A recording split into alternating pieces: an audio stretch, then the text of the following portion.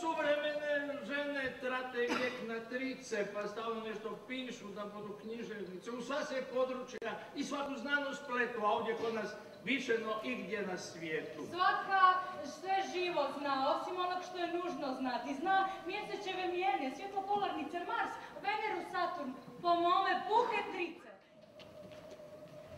Da ne bude sumnje kao što sestra veli, reci, koju od nas tvoja duša želi? Ne, ja ne želim čuti niti riječ o vašoj strasti. Takav iskaz može nekom teško pasti. Ja poznajem svijet i ljude pa znam da i sitnica za mnoge budu bolne izrečene u lice. No, vratimo se ipak našem razgovoru. Dakle, Klitander Prosija nije tu za ženu. Što kažeš na tu ljubav, već raspamećenu? Pa, da ga poslušamo. Andrijeta je, znaš, sjetna, a ta bi veza za nju mogla biti jako sretna.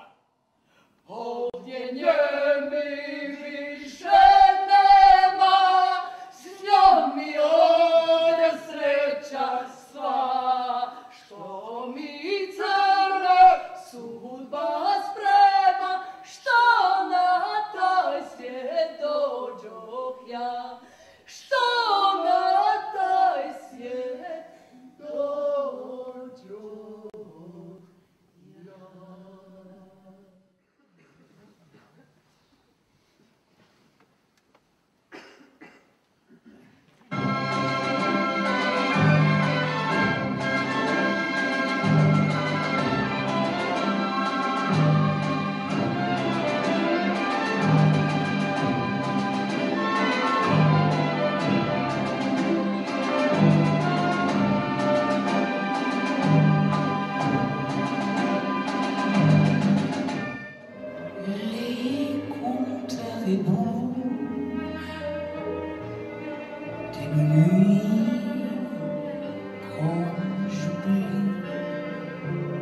Jusqu'à notre amour.